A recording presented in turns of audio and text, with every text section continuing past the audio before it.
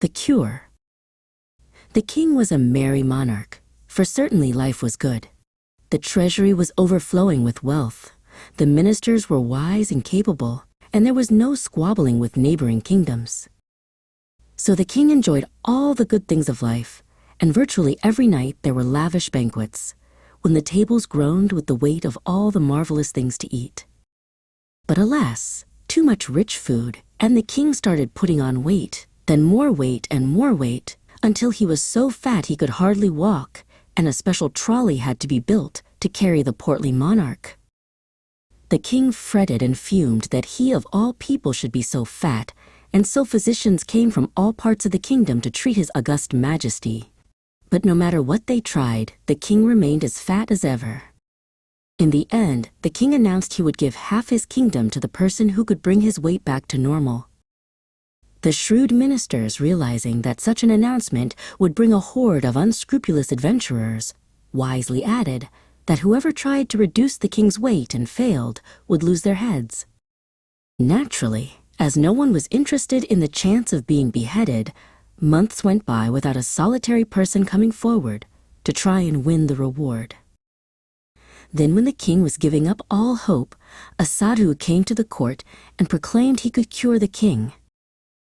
The ministers eyed the sadhu with suspicion and stoutly maintained that any medicine the sadhu compounded would have to be thoroughly tested, for fear he may want to poison the king. The old sadhu just chortled. "I am not producing any medicine," he said. "First, I must study the king's horoscope." There seemed to be no harm in this, and the sadhu sat and asked the king a lot of questions. Then for a time he sat in silent meditation. Later the sadhu turned to the king and in a sorrowful voice announced, "I am sorry, but I am afraid you have only 30 more days to live." Everyone was aghast at this. "Nonsense! The king was born under a lucky horoscope," the ministers shouted in unison. The sadhu threw up his hands to stop the shouting. "What I have said is true," he intoned. "If you do not believe, then imprison me for 30 days. Then the truth will be known." And so the sadhu was imprisoned. At first the king laughed at the sadhu's prediction.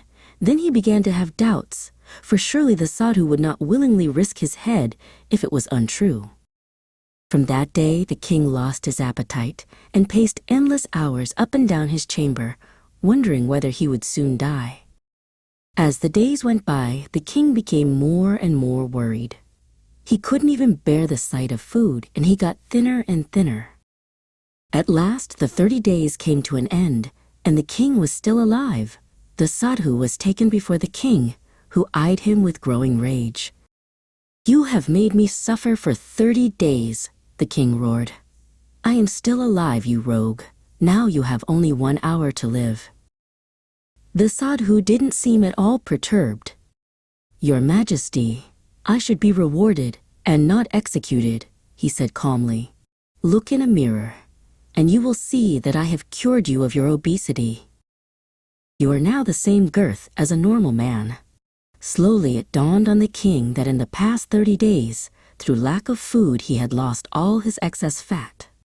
"Well, it was certainly a tough cure," the king admitted, then with a smile added, "Nevertheless, you deserve to be well rewarded."